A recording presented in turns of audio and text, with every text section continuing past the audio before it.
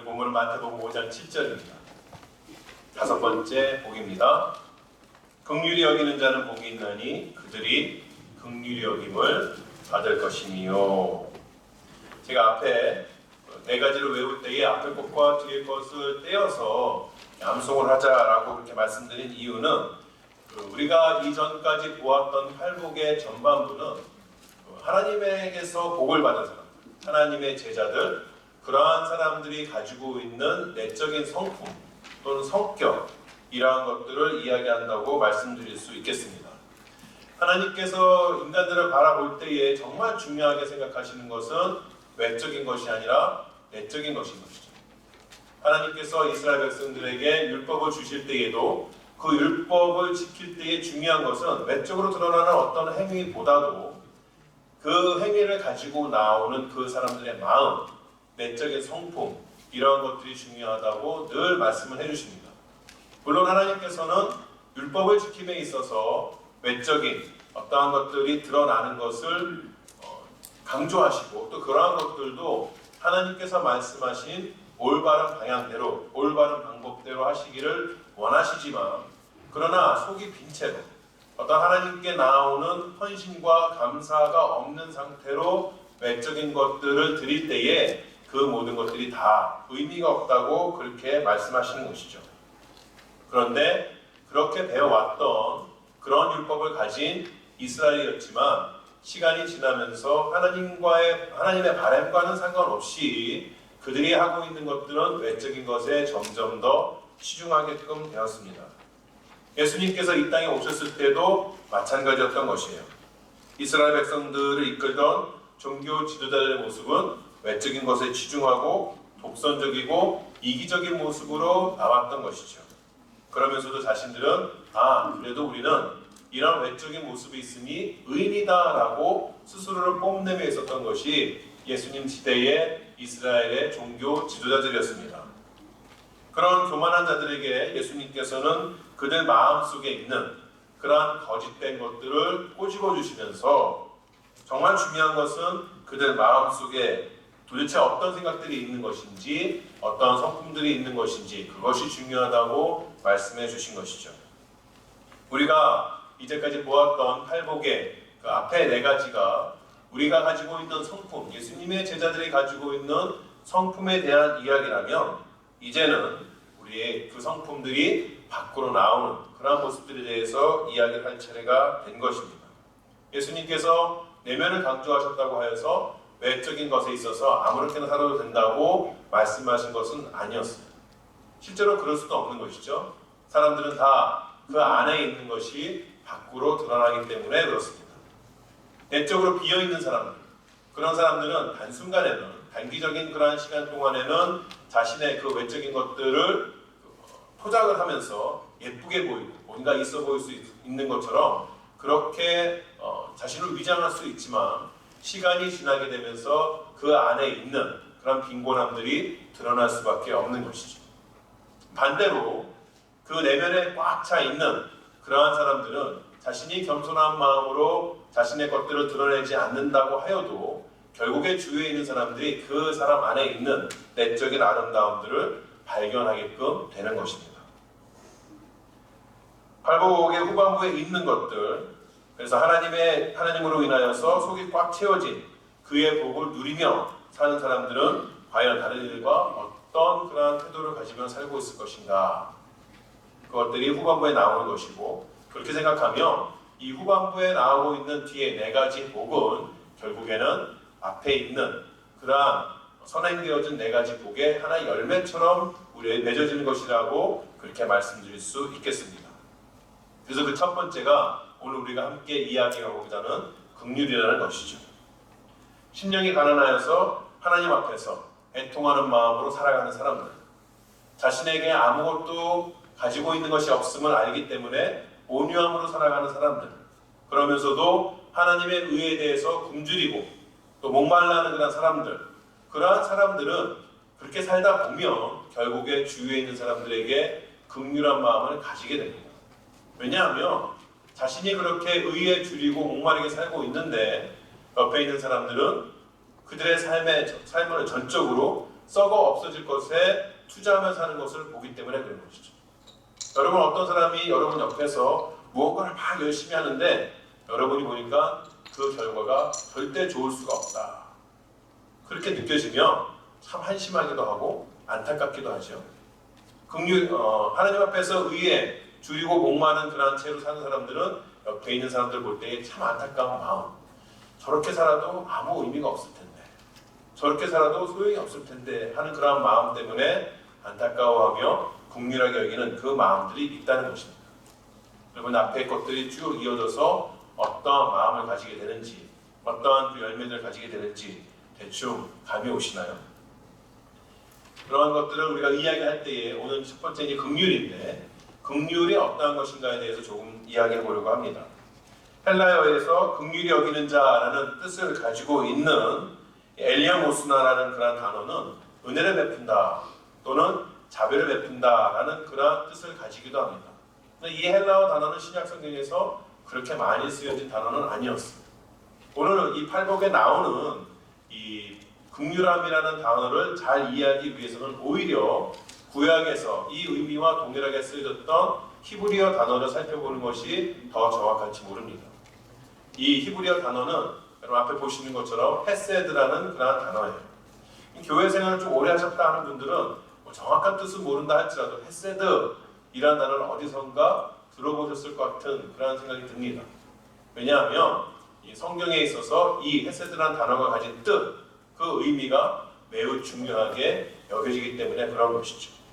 이 헤세드라는 단어의 뜻은 자비를 베풀다, 고통을 당하는 자를 도와주다, 불쌍한 자들을 도와주다, 또는 불행에 빠진 자들을 구해주다, 이런 뜻이 있습니다.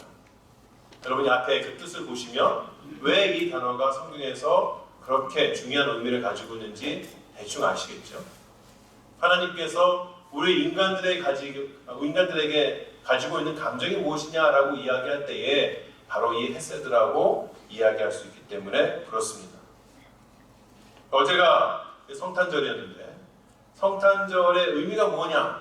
성탄절을 주신, 그러니까 성육신하신 예수 그리스도, 그분이 가지고 있는 그 마음을 한 단어로 설명하면 무엇일까라고 이야기할 때 우리는 간단하게 사랑이라고도 이야기할 수 있지만 오늘 우리가 보고 있는 긍휼이라고도 이야기할 수가 있는 것이죠. 그래서 이 긍휼이라는 것은 성경 전체를 통하여서 성경 전체를 관통하고 있는 그러한 의미이기도 하고요. 우리가 잘 사용하는 단어로 자비라고도 합니다. 그래서 공동번역이나 또는 세번역 성경에서는 이 긍휼이라는 단어를 쓰지 않고 자비라는 단어를 사용합니다. 하나님께서 우리를 구원하신 것이 사랑이라고 말할 수 있지만 긍휼이며 자비라고도 말할 수 있다, 이렇게 말씀을 드렸는데, 하나님께서는 세상이 생각할 수 없는 정도의 극진한 그러한 긍휼을 우리에게 베푸셨습니다. 그렇기 때문에 이 참된 긍휼은 결국은 그리스도로부터 나오는 것이다 라고 그렇게 이야기할 수 있는 것입니다. 그리스도 밖에 있는 사람들은 이런 참된 긍휼이 무엇인지를 알 수 없을 뿐만 아니라 또 안다고 하여도 그것을 행할 수 있을 만한 능력은 없는 것입니다. 오직 하나님께서 그리스도를 통해 베푸신 그 긍휼을 받은 자들만이 긍휼에 대해서 제대로 된 이해를 할 수 있으며 그 긍휼을 실천할 수 있는 사람들입니다. 우리가 오늘 말하고자 하는 이 긍휼이라는 것은 단순한 연민과는 구분되는 것이에요. 연민이 무엇이냐? 연민을 국어사전에서 찾아보시면 불쌍하고 가엽게 여긴다, 이러한 뜻입니다. 어떤 안타까운 상황을 당한 그런 사람들을 바라보면서 야, 저 사람은 참 안됐다 라고 생각하는 것이 연민인 것이에요. 거기에 비해서 긍휼은 그들이 당하고 있는, 그들이 느끼고 있는 그런 아픔뿐만 아니라 필요까지 채워주기 위해서 한 발 더 나아가는 것이 긍휼입니다. 여러분, TV를 가끔 보시다 보면 TV에서 어려움을 당한 사람이나 또는 먹을 것이 없어서 당장 하루하루 살아나가는 그런 사람들을 볼 때에 여러분 마음 가운데 야, 저 사람도 정말 안 됐다 라고 생각하시는 것은 연민인 것이죠. 그런데 거기서 끝나면 그냥 연민에서 끝나는 것이지 긍휼에 가는 것은 아닙니다. 그러나 어떻게든 간에 그 배고픈 자의 배를 채워주기 위해서 노력하고 실천한다면 그것이 긍휼한 가운데 나아가는 것입니다.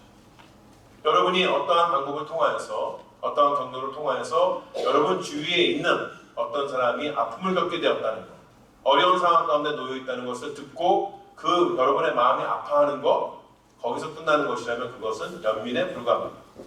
그러나 그 자리를 박차고 일어나서 그에게 찾아가 그를 위로하여 주고 그의 고통을 면할 수 있도록 어떠한 방법을 찾아 함께 해주는 것, 거기까지 나아가는 것이 바로 긍휼함이라는 것이죠.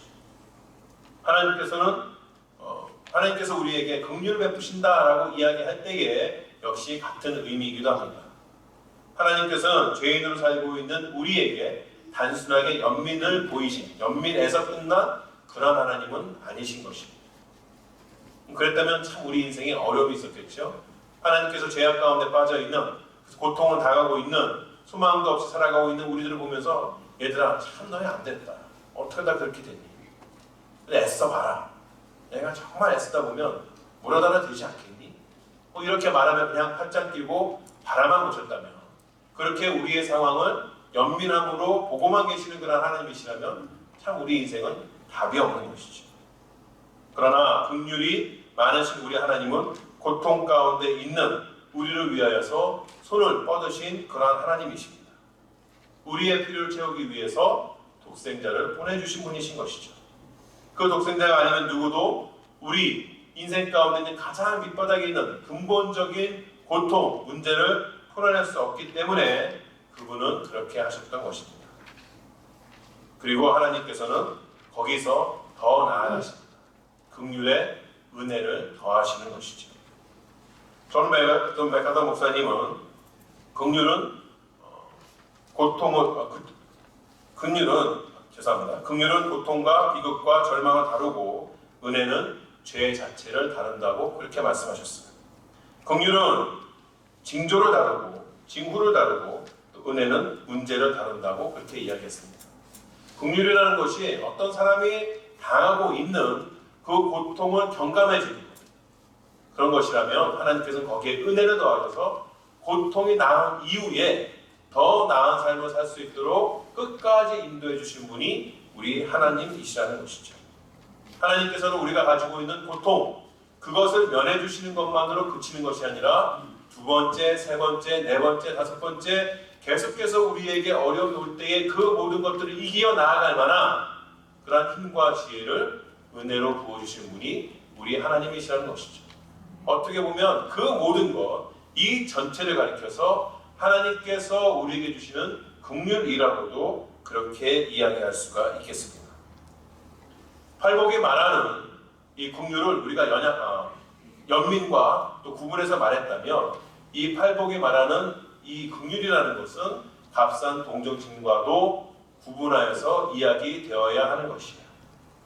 제가 말하는 값싼 동정심이라는 것은 우리와 좋은 관계를 맺은 사람들에게만 안타까운 마음을 가지고 손을 뻗치는 것을 말하는 것입니다. 또 자비를 베푸는 것이 자신에게 득이 될 때에만 그 일을 감당하는 것, 그것도 역시 값싼 동정심이라고 이야기할 수 있는 것이에요. 그것은 하나님께서 말씀하시는 긍휼도 아니며 하나님께서 우리에게 보여주시는 하나님의 마음도 아닌 것이죠. 예수님은 상상설교에서 이런 값싼 동정심을 베풀고 의인인 척하는 그러한 유대인들의 잘못을 꼬집어 주셨습니다. 마태복음 5장 이 후반절에 보면 이렇게 이야기합니다. 너희가 너희를 사랑하는 자를 사랑하면 무슨 상이 있으리요? 세리도 이같이 아니하느냐. 또 너희가 너희 형제에게만 무난하면 남보다 더하는 것이 무엇이냐? 이방인들도 이같이 아니하느냐. 그러므로 하늘에 계신 너희 아버지의 온전하신 것 같이 너희도 온전하라. 이렇게 말씀하시는 것이죠. 다시 한번 말씀드리지만 값싼 동정심은 하나님의 마음이 아닙니다. 하나님께서는 우리에게 그러한 얄팍한 마음으로 긍휼을 베푸신 분이 아니었던 것입니다. 하나님은 우리가 긍휼을 받을 만한 저 사람은 정말 하나님께서 긍휼을 베풀 만한 그러한 삶을 살고 있어 라고 이야기될 때에만 우리에게 긍휼을 베푸셨던 분이 아니라 우리의 삶의 모습이 그렇지 못한 때에도 우리에게 긍휼을 베푸셨던 그러한 분이십니다. 다윗은 시편에서 그 하나님을 찬양합니다. 시편 25편에 이렇게 이야기합니다. 여호와여 주의 긍휼하심과 인자하심이 영원부터 있었사오니 주여 이것들을 기억하옵소서. 여호와여 내 젊은 시절의 의와 허물을 기억하지 마시고 주의 인자하심을 따라 주께서 나를 기억하시되 주의 선하심으로 하옵소서. 다윗은 이 시편에서 말하기를 하나님께서 그에게 긍휼을 베푸실 만한 그러한 때에만 하나님께서 자신에게 긍휼을 베푸신 것이 아니라 자신에게 있어서 죄와 허물이 있었던 그 젊은 시절에도 여전히 언제나 하나님께서 자신에게 긍휼을 베푸셨다고 그렇게 이야기합니다. 그래서 그 하나님을 찬양하는 것이죠. 우리가 생각하기에 자격이 있다고 생각되는 그런 사람에게만 호의를 베푸는 것이 팔복이 말하는 긍휼은 아니라는 것입니다. 참된 긍휼이라는 것은 그 대상이 무엇이든지 누구이든지 또 그 대상이 하고 있는 일이 어떠하든지 상관없이 심지어는 우리가 긍휼을 베풀 때에 긍휼을 받는 자의 반응이 어떠하든지 와도 상관없이 베푸는 것이 참된 긍휼이라는 것입니다. 이렇게 긍휼에 대해서 이야기할 때마다 듣는 그런 말들이 있어요. 자격도 되지 않는 그러한 사람들에게 그러한 긍휼을 베푼다면 그럼 그것이 혹시 우리 하나님께서 이 땅 가운데서 원하시는 정의로움과 공의에 대해서 해치는 것이 되지 않습니까? 하나님께서 하나님의 긍휼에 대해서 제대로 반응하지도 않는 그러한 사람들에게 긍휼을 베푸신다면 그럼 그 하나님은 공의 하나님과는 다른 하나님 아닌가요? 이러한 이야기를 듣게끔 되는 것이죠. 어떻게 하나님께서 죄인들에게 지속적으로 긍휼하심을 베풀 수 있는가? 그런 것들이 우리 마음 가운데 남는 어떠한 숙제이기도 한 것이죠. 그런데 하나님께서는 그렇게 하실 수가 있으신 분입니다. 하나님께서는 죽을 수밖에 없는 죄인에게 긍휼을 베푸시기 위해서 어떻게 하셨습니까?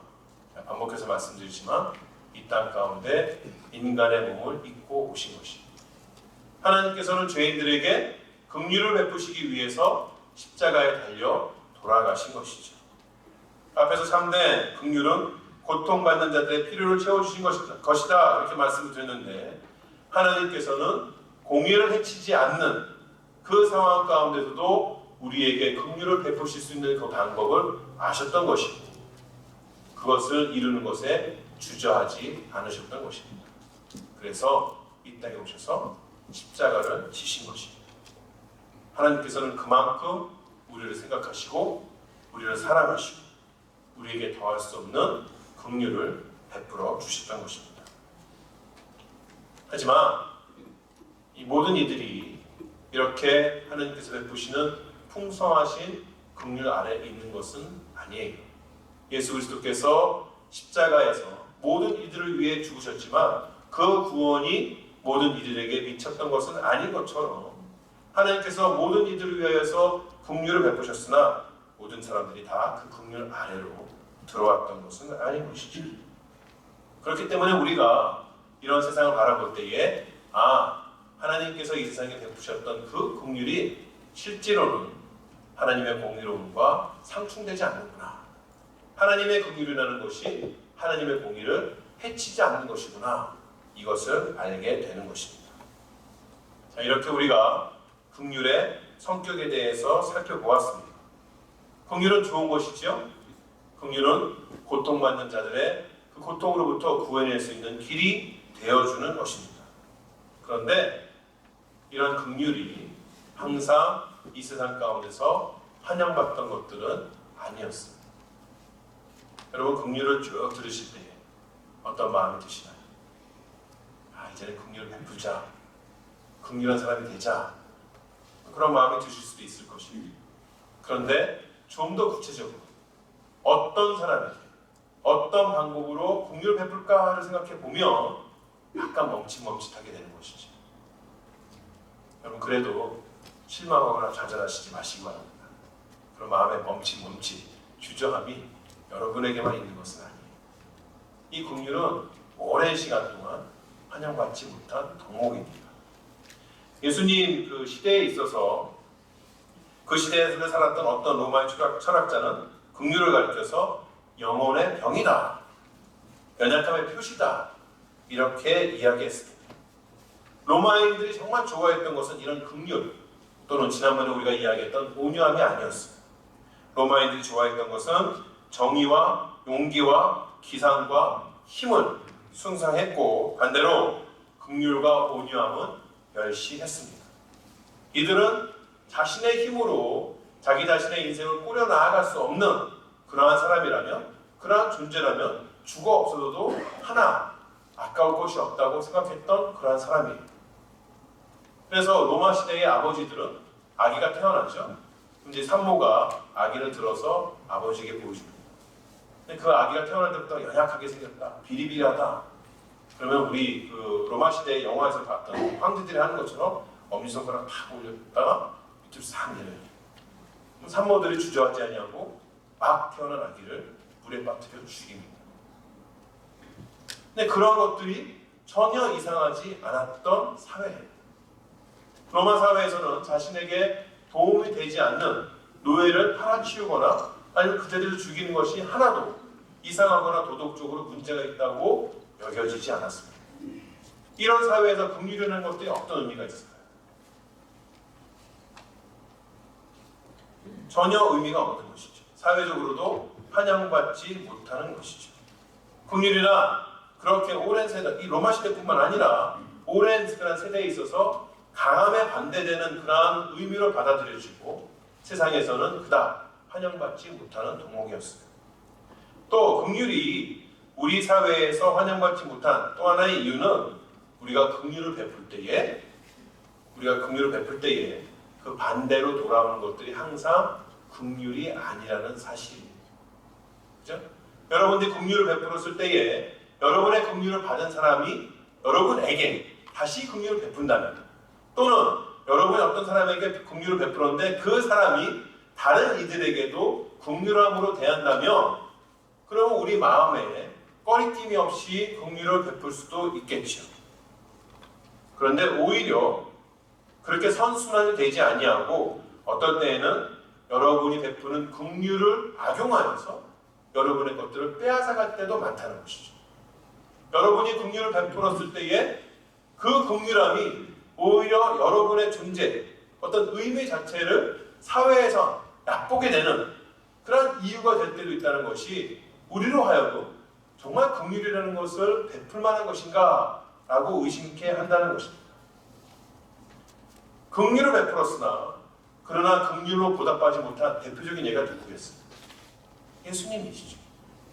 예수님만큼 이 땅 가운데서 긍휼을 많이 베푼 분이 사람이 있었을까요? 없었습니다. 그는 항상 긍휼함으로 모든 사람을 대했던 분이셨어요.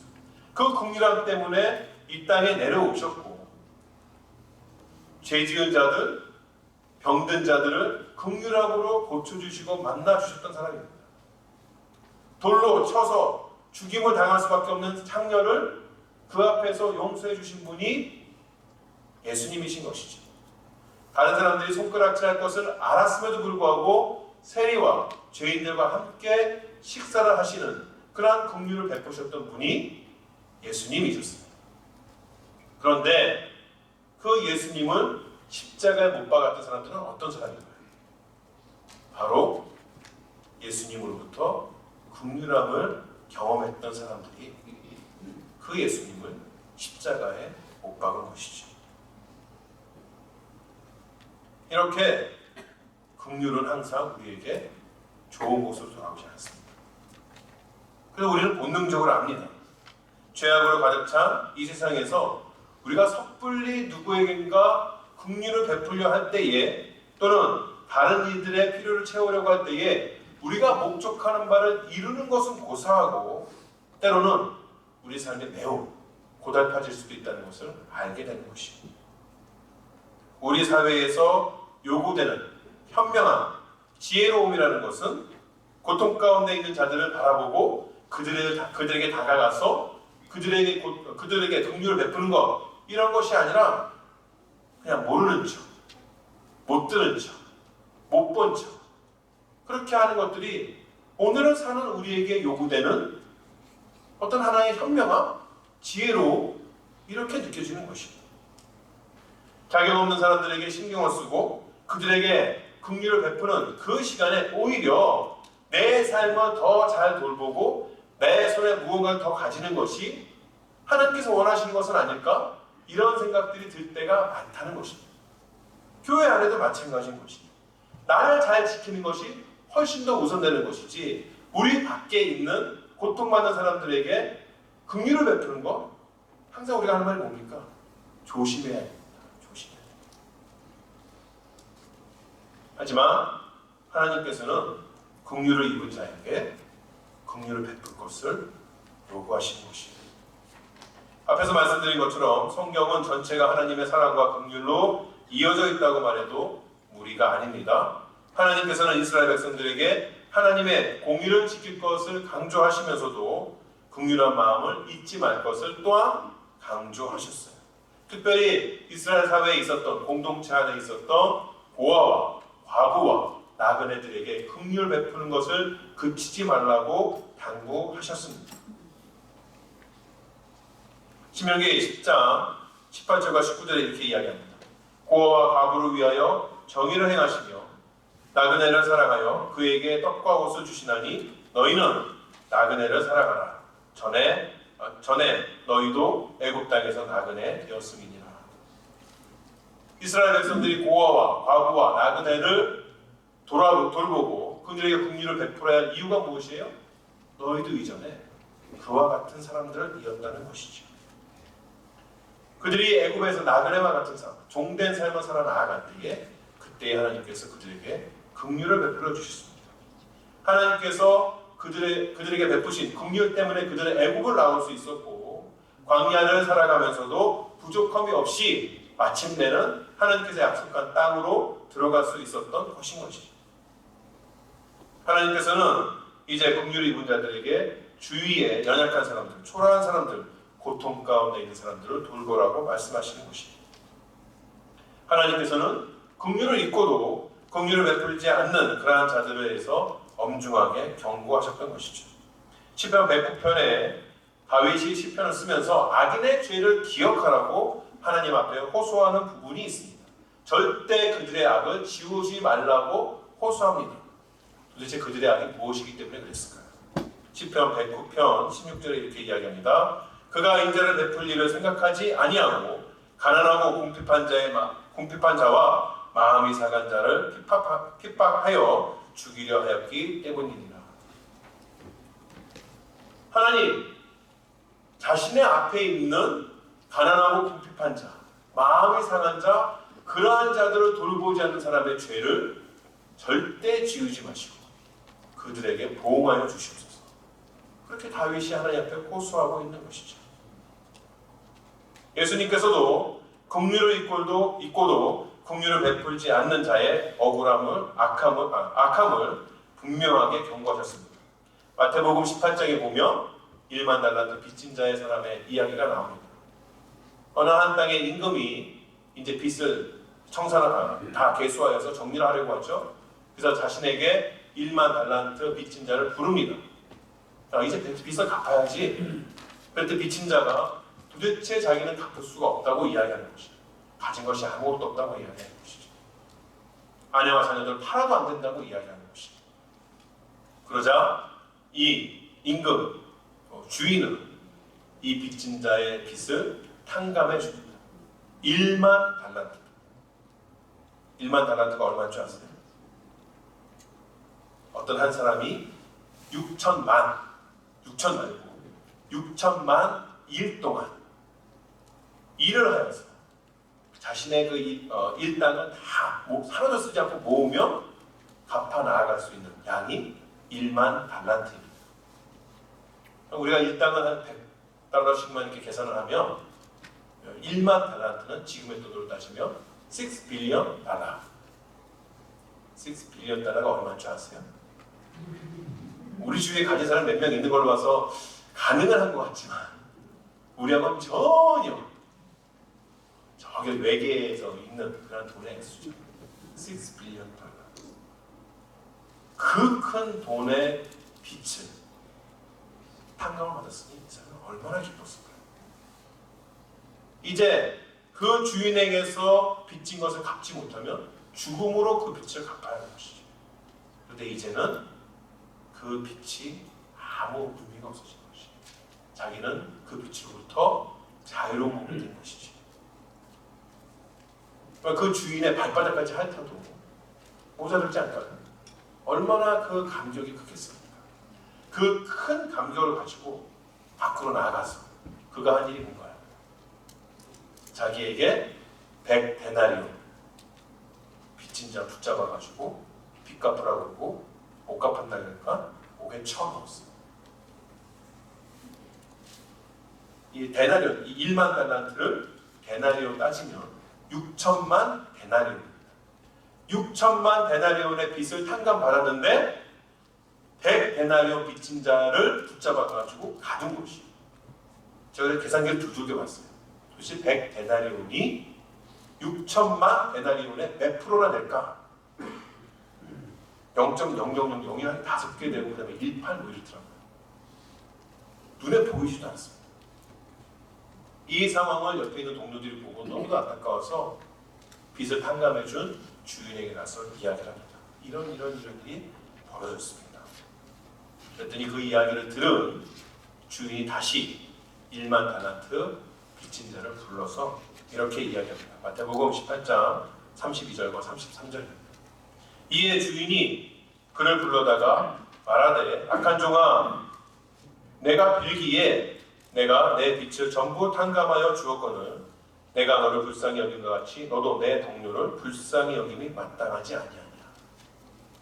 내가 너에게 긍휼을 베풀었으니 너도 나아가서 긍휼을 베푸는 것이 마땅하지 아니하냐.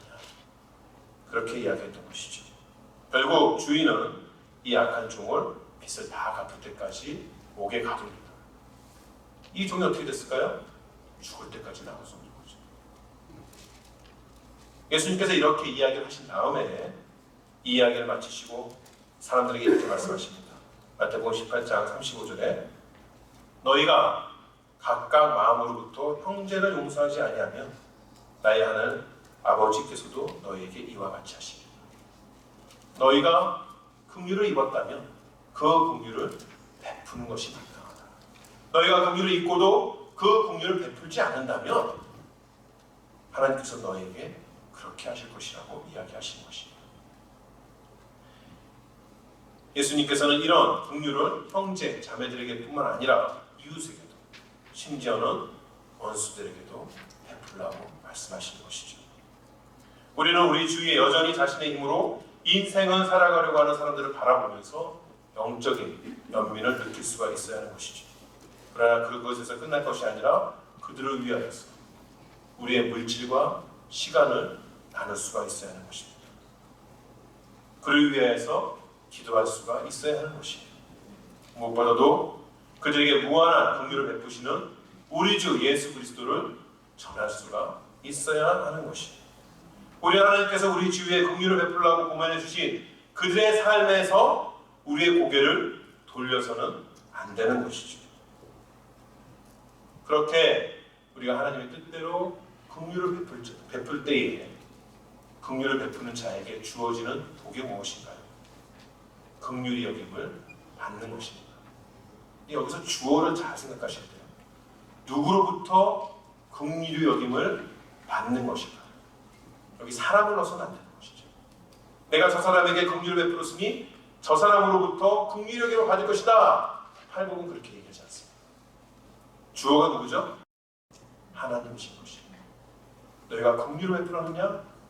하나님께서 너희를 긍휼히 여겨주실 것이다 라고 이야기하는 것이죠. 하나님께서 우리를 긍휼히 여기실 때 우리는 사실상 다른 이들의 긍휼이 필요하지 않습니다. 그분의 긍휼은 우리를 치유하시고 풍요롭게 만드시기 때문에 그런 것입니다. 하나님께서 우리에게 긍휼을 베푸신다는 것은 우리의 고통을 위로하시고 우리의 상태를 싸매어 주시고 더 나아가서 우리의 필요를 채워주신다는 것이죠. 하나님께서 우리에게 긍휼을 베푸신다는 것은 우리가 다른 이에게 긍휼을 베풀다가 맞이하게 되는 그런 삶의 어려움이나 아픔까지도 하나님께서 책임져 주시겠다. 그보다 더한 은혜와 사랑으로 우리의 삶을 채우시겠다. 약속해 주시는 것입니다. 그렇기 때문에 우리는 우리 주위에 있는 자들에게 긍휼을 베풀 때 두려워할 필요가 없다는 것이죠. 우리가 우리의 손을 내밀어서 이웃을 붙잡게 될 때에 하나님께서 함께 하시고 그 손에 힘을 주시는 것입니다. 여러분, 제가 다시 한번 말씀드리지만 이 사회에서 긍휼을 베푼다는 것은 정말 어려운 일입니다. 자격 없는 자들을 용서하고 그들에게 사랑을 보이며 그들의 고통의 경감되도록 우리의 가진 것을 나누는 것, 내 자리에 서서 불쌍하다라고 이야기하는 것을 그치지 않냐고 한 발 더 뛰셔서 그들의 아픔을 경감하기 위해 나의 무엇인가를 하는 것, 그것은 참 어려운 일이에요. 그러나 그 일을 할 수 있는 사람은 아까 말씀드린 것처럼 참된 긍휼을 경험한 예수 믿는 우리들밖에 없다는 것이죠. 세상에 수많은 사회복지 시스템들이 있지만 실질적으로 참된 긍휼함으로 사람들의 마음을 치유할 수 있는 것은 이 땅 가운데 바로 세워진 교회밖에 없다는 것입니다. 그 일을 잘 감당하는 우리 세미한 교회, 그 일을 잘 감당하는 여러분 되시기 바랍니다. 긍휼을 베푸신 여러분이 되어서 세상에 고통받는 자들, 여러분 주위에 있는 이웃들이 여러분을 통하여서 일어나는 놀라운 역사를 일으키시는 여러분 되시기 바랍니다. 기도하시겠습니다.